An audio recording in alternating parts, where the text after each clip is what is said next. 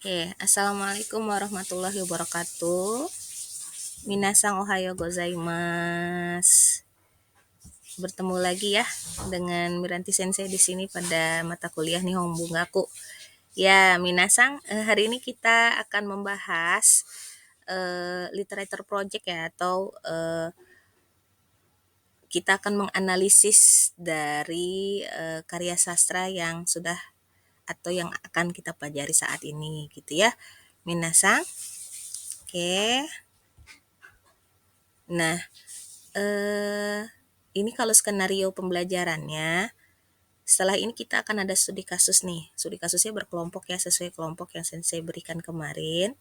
Lalu silahkan presentasikan apa hasil studi kasus kalian. Masing-masing kelompok waktu presentasinya 5 menit ya. Lalu kita akan pembahasan hasil presentasi tersebut. Kemudian setelah itu Sensei akan berikan teknis project. Jadi gimana sih cara mengerjakan projectnya. Nah, setelah itu kalian silakan diskusikan deh. Misalnya mau milih novel apa, mau meneliti dengan cara apa, dan sebagainya. Dan baru setelah itu penutup. Oke, bismillahirrahmanirrahim. Kita mulai ya. Nah, silakan nih. Kebaca nggak kira-kira itu tulisan yang di buku kecil itu ya? Nggak kelihatan? Oke. Nanti setelah slide ini ada dalam bentuk hiragananya ya, jadi kalian bisa baca.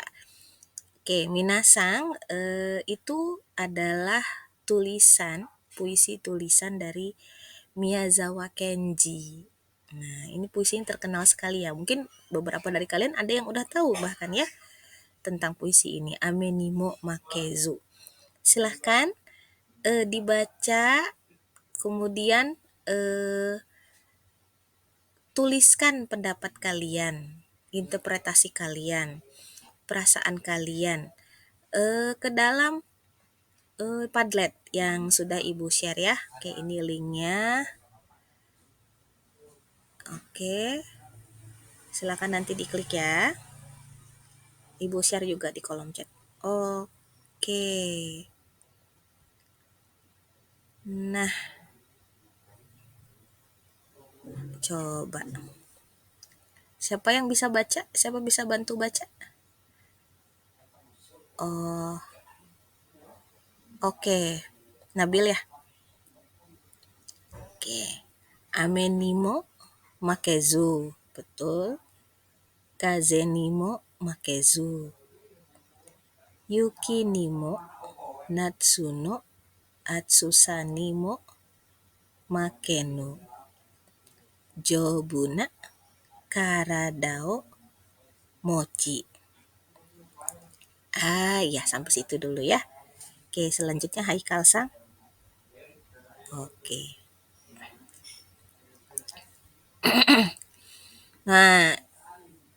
Nah ini kira-kira terjemahan ya bahasa Indonesia.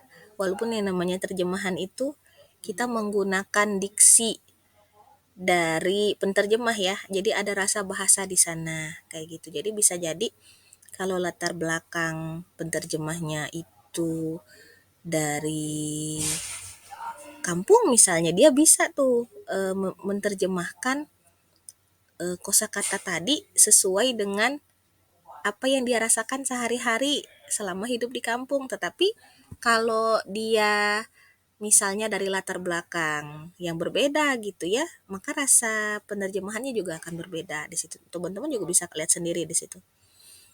Nah, di sini terjemahannya Amenimo Makezu. Waktu matahari terik. Oh, bukan. Tak lapuk oleh hujan.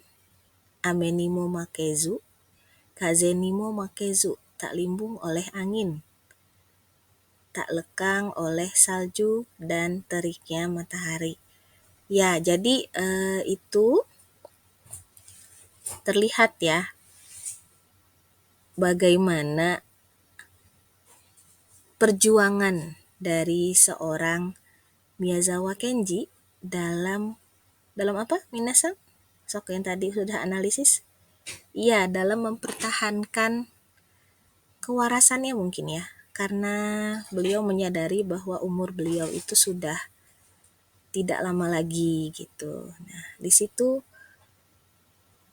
ditutup dengan statement apa ini, coba baca.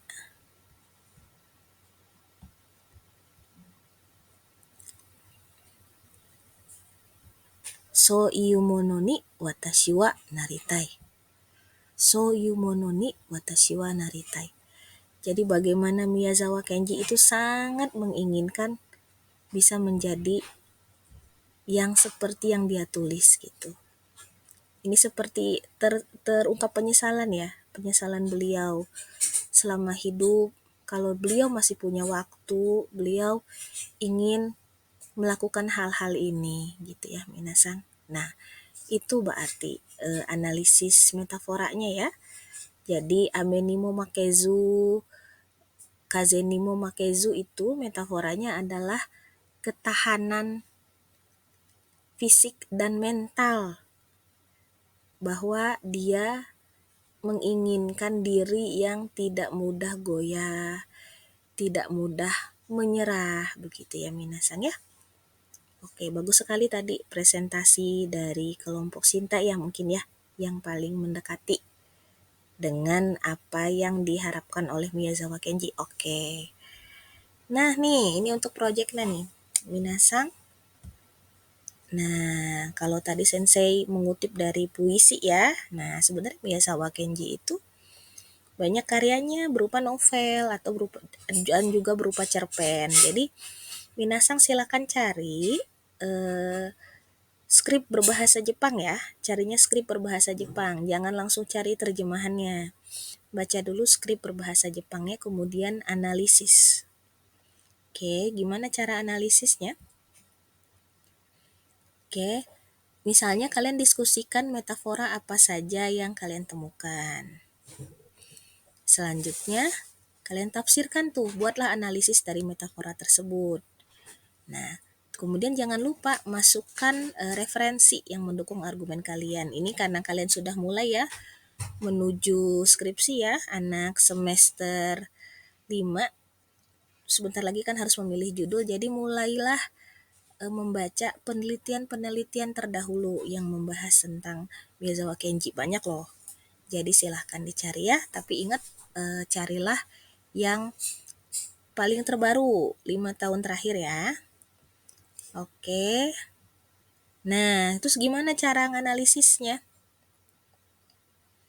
Oke. Analisisnya itu dari novel yang kalian pilih, silakan analisis metaforanya memilih dari 4 pendekatan. Mau pendekatan objektif, pendekatan mimetik, pendekatan pragmatik, atau pendekatan ekspresif ya. Kan kalian udah belajar ya, kalau pendekatan objektif itu kita hanya meneliti dari unsur intrinsiknya saja. Kalau pendekatan mimetik itu kalian cari tahu hubungan dari karya ini dengan masyarakat yang hidup pada masa itu. Lalu kalau untuk pendekatan pragmatik, kalian cari tahu kira-kira hubungan antara karya ini dengan pembaca, apakah ada keterkaitan. Lalu ada pendekatan ekspresif, itu kalian meneliti dari sudut pandang pengarang ya. Jadi masukkan juga kira-kira motif, perasaan, atau keinginan dari pengarang kayak gitu.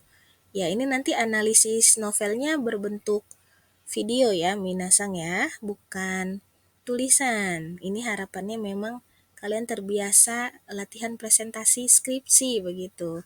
Ya, dan usahakan berbahasa Jepang ya, minasangan kita satu kelompok berlima.